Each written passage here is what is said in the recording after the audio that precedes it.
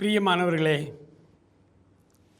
ஆண்டவர் 2 பேராவது 3 பேராவது என் நாமத்தினாலே நீங்கள் எங்கே கூடி வந்தாலும் உங்கள் நடுவிலே நான் இருக்கிறேன் என்று சொல்லியிருக்கிறார். ஆகவே ஆலயங்களுக்கு நாம் செல்ல வேண்டுமா? திருச்சபைகளுக்கு நாம் செல்ல வேண்டுமா? வீட்டிலேயே கணவன் மனைவி பிள்ளைகள் முழங்கால் படியிட்டால் ஆண்டவர் தான் அங்கே மத்தியிலே வருகிறாரே, அப்படியானால் அதுவே ஒரு ஆராதனை தானே. இது மாத்திரமல்ல, நீங்களே அந்த ஆலயம் என்று அவர் சொல்லி இருக்கிறாரே. அப்படி இருக்கும் பொழுது நாம் ஏன் ஒரு ஆலயம் என்று வைத்து அந்த ஆலயத்துக்கு நாம் போகிறோம்? அநேகர் ஆரம்பிக்கும் பொழுது, ஜனங்கள் பெருகும் பொழுது ஆலயங்களிலே பிரச்சனை வருகிறது. ஆலயங்களிலே பலவிதமான சண்டை சச்சரவுகள், கருத்து வேறுபாடுகள் வருகிறது. இந்த ஆலயத்திற்கு நான் போகணுமா? இப்படி ஒரு சலிப்பு எல்லாருக்குள்ளேயும் வருகிறது. இயற்கை தான்.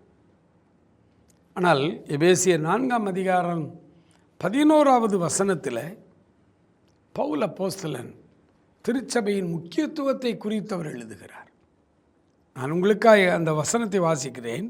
மேலும் நாம் அனைவரும் தேவனுடைய குமாரனை பற்றும் விசுவாசத்திலும் அறிவிலும் ஒருமைப்பட்டவர்களாகி கிறிஸ்துவினுடைய நிறைவான வளர்ச்சியின் அளவுக்கு தக்க பூரண புருஷராகும் வரைக்கும். நாம் ஏன் திருச்சபையாய் கூடி வர வேண்டும்? பல்வேறு கருத்துக்கள், பல்வேறு வேறுபாடுகள் உள்ள பல குடும்பத்தைச் சேர்ந்த ஆண்டவருடைய பிள்ளைகள் வாரத்தில் ஒரு நாள் ஞாயிற்றுக்கிழமை ஆராதனையிலே நாம் ஏன் ஒன்றாய் ஒரே மாதிரி வர்றோன்னா, நமக்குள்ளே ஒருமனப்பாடு வளர வேண்டும். அப்போ சபையாய் கூடி வரும்பொழுதுதான் ஒருவருக்கொருவர் பேசி ஒருவருடைய கருத்தை மற்றவர்கள் ஏற்றுக்கொண்டு ஒருவருக்கொருவர் சமரசமாகி நாம் ஒரு ஒருமைப்பாட்டோடு வித்தியாசம் இல்லாமல் நாம் வளர்ந்து வருவதற்குத்தான் திருச்சபை என்கிற அமைப்பு. அந்த திருச்சபைக்குள்ளே வரும் பொழுது கருத்து வேறுபாடு வரும், சண்டைகள் கூட வரலாம். ஆனால் ஒவ்வொரு வாரமும் நாம் அப்படி கூடி வந்து வேத வசனத்தை நாம் தியானிப்பதற்கு ஒரு நல்ல நேரத்தை கொடுத்து, நல்ல ஒரு ஆராதனை வேளையை கொடுத்து, ஆண்டவருடைய வசனங்களை தியானிக்க அவரை பற்றும் விசுவாசத்திலும் அறிவிலும் நமக்குள்ளே ஒரு ஒருமித்த கருத்து உண்டாக, அது ஒரே நாளில் உண்டாகாது. அதனால தான் ரட்சிப்பின் அனுபவத்தை பெற்ற பிறகு, ஆண்டவருடைய பிள்ளைகளாய் நாம் மாறின பிறகு, நம் ஆலய ஆராதனைகளிலே எல்லாரோடும் நாம் ஐக்கியமாகி ஆண்டவரை ஆராதிக்க வேண்டும் என்று அவர் விரும்புகிறார். அதனால தான் பவுல் தீமோத்தேயுக்கு ஒரு கடிதம் எழுதுகிறார். அந்த கடிதத்தில் அவர் எழுதுகிறார், சுத்த இருதயத்தோடு கர்த்தரை தொழுது கொள்ளுகிற பிள்ளைகளோடு சேர்ந்து நீ தொழுது கொண்டு அந்த அன்பையும் அந்த அறிவையும் அந்த விசுவாசத்தையும் நம்பிக்கையும் நீ பெற்றுக்கொள் என்று அவர் எழுதுகிறார்.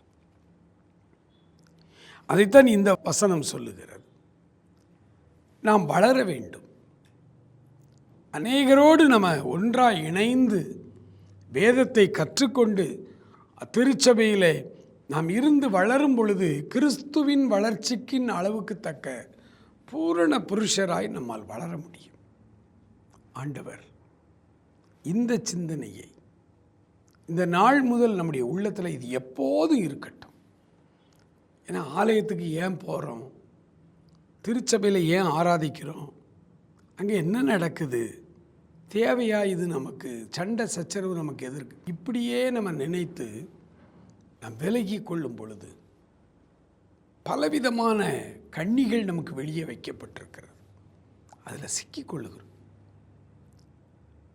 ஆண்டவருடைய நிறைவான வளர்ச்சியின் அளவுக்கு தக்க நான் வளருவதற்காக சபைக்கு போகிறேன், அந்த ஒரே எண்ணத்தோடு வரும்.